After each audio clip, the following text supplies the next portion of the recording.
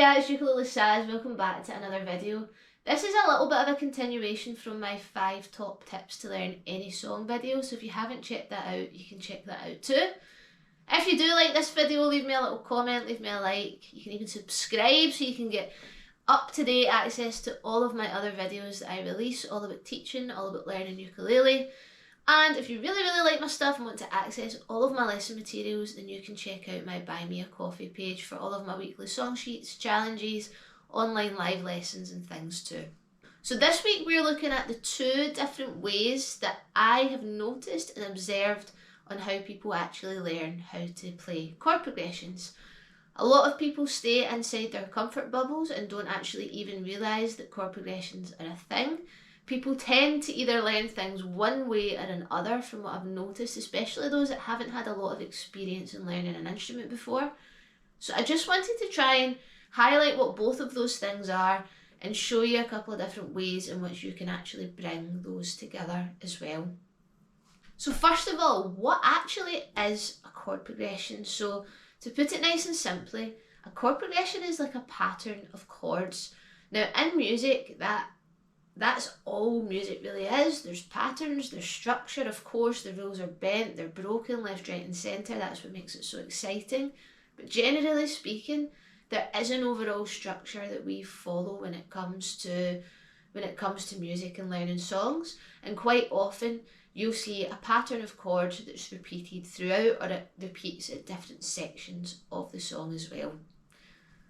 Why is this important? Well, we learn a lot from patterns in all aspects of our life, and when we see something that repeats, it helps us to memorise things and become familiar with it. So it's actually a nice little tool. If we know and can see the patterns that are used in songs, then it actually makes it a lot easier for us to memorise, which in turn means that we can actually enjoy performing and playing songs without being stuck in song sheets and not feeling confident to be able to look away.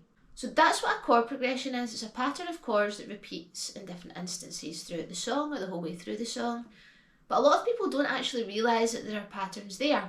And that's because a lot of ukulele players learn how to play songs by looking at the words, and what they see are the chords in amongst the words.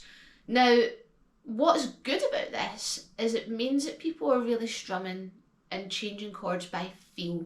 So a lot of people don't realise that they subconsciously already know where to change chords. Now the good thing is you can read it on the sheet, but also what you're also feeling is, oh, I feel that it's that word that this changes chord on. And that's actually a good thing. It's a good thing to be able to do.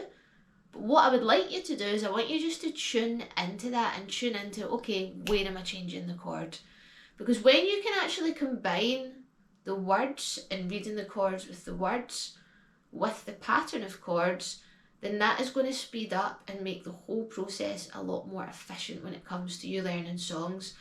And instead of constantly having to look at the sheet, you'll be able to recognise the pattern, but use what you're listening to of the song to combine and bring those things together. So let's have a look at a couple of different examples and I'll explain what I mean. So what you can see here is the song Chasing Cars. Now Chasing Cars is a nice easy one. I used this as an example on my other video, and this song uses the same chords that repeat throughout. So this song we have in the key of G, we've got G, and then D, and then C,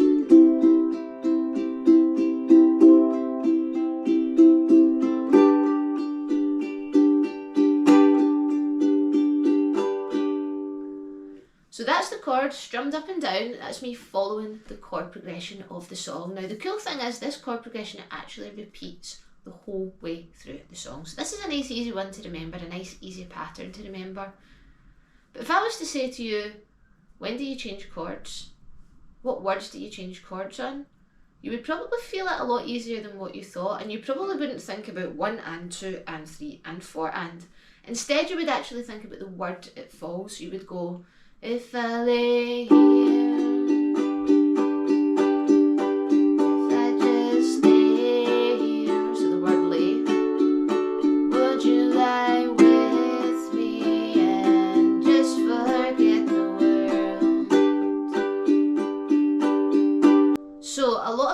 use the words to feel when that chord change happens, and some people will have to count. Now, if you can combine the two, so just feel, even just do one strum. If I just lay here, would you lie with me and just forget the world? It's important to do both, so what I would always say is try and play the song just with easy strums. Don't overthink what's going on with this hand, and feel what the chord changes are that line up with the words. What I would also do is I would also pick that strumming pattern out like we've done before and practice that strumming pattern on its own. Play it over and over and over again and really listen to it. It really helps to close your eyes and hear what the chord sounds like when they change. What direction do they go in? You might not know exactly what the chord is quite yet, and that's okay. Again, the most important thing is just actually tuning into it. So when you try both of these things separately, what you start to find is when you bring them together, the structure and the counting that you've been doing with the pattern slowly creeps its way to the back of your head, and you can concentrate a little bit more on the words. And the good thing is, you kind of feel where that chord change is anyway, so it works quite nicely. The next example is Friday, I'm in Love. So this is a song where the chord changes are a little bit faster, and it is another repetitive chord progression, but it is a little bit trickier to follow. So this time we're going to start with the words. I'm going to just play down strums as I change the words. And I want you to think about where you would change the chords as well. Can you also feel where that chord change falls? So we've got, we start on first strum and we sing I Don't Care. So it's I don't care if Monday's blue, Tuesday's grey and Wednesday too. Thursday I don't care about you, it's Friday, I'm in love. So certain words might have a little bit more emphasis and you just know that that's where you're supposed to change chord. So that's great, that's a good first step. You know roughly your template, you know where your chords are supposed to fall. Now let's just give that a little bit of structure. We're just going to do down up strumming again, just to give us a nice steady flow of 1 and 2 and 3 and 4 and we're not going to focus on the words, we're just going to do the pattern. So 1, 2, 3 and 1, 2, 3, 4, C, 2, 3, 4, D, 2, 3, 4, B, 2, change to E minor, then a C.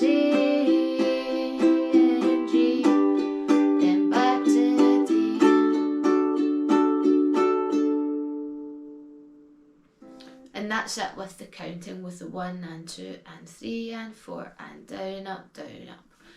So get familiar with where the chord changes fall with the words, get familiar with the pattern, and then combine those two together. Now, this might not be the strumming pattern that we use, but this really helps us to tune into what the chord progression is and to also tune into the words and feel where the chord changes fall. So you have together 1, 2, 3 and I don't care if Monday's blue, 4 and Tuesdays, 3 and Wednesday and 2, 3 and 4 and Thursday.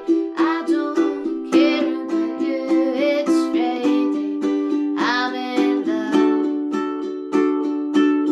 So 1 and 2 and 3 and 4 and, so that was just ticking over in the background, but I knew where my chords were because of the words, the chord changes were. So it really is about tuning into both things. Open your ears, think about where you naturally want to change chords, and also think about that structure. Spend a little bit of time on both and start bringing them together. It'll have its own challenges. It might not always be obvious exactly where the chord changes fall. There might be a lot of words you might not quite hear or feel what it's supposed to be. Equally, it might be a song where the chord changes are quite fast and it doesn't follow a consistent 4/4 and the chord changes fall at different times. That's part of the fun, and the more you open yourself up to that and switch on to that, the easier it's going to be. A lot of people know what their method is. They just look at the words and they just hope for the best and hit the chord where they think the chord should be. Just switch on a little bit more. Think about, right, what words am I changing on? Okay, what is the actual pattern? In my music, I always write out the words so you can see where the chord changes fall within the words, but I also write out the structure because I do think both things are important. And when you have an understanding of both, I think it just makes your journey a little bit easier because again, you've got more tools in your toolkit. And once you start building up the habit of thinking about the progression, as well as thinking about the words, it can make things a lot easier. Before we finish, a couple of tips that I have are, 1, always use both methods, try things both ways. You might find the words hard, but it might be easier when you bring the chord progression in. Or you might find the chord progression hard, but all of a sudden it becomes easier to play when you start bringing in the words. Tip 2, close your eyes. Keep your eyes closed and listen to what you're playing, because you'll find that you'll start to hear a lot more than what you've realised. And when you can start to tune your ears in, this is when the big changes start to really happen. Third tip, strip back the strumming, especially when you're following the words. Do not try and overcomplicate what you're trying to do with your rhythm hand. Keep it nice and steady and simple. 1 strum for where your chord changes fall, the words, just do what feels right. Keep that really basic.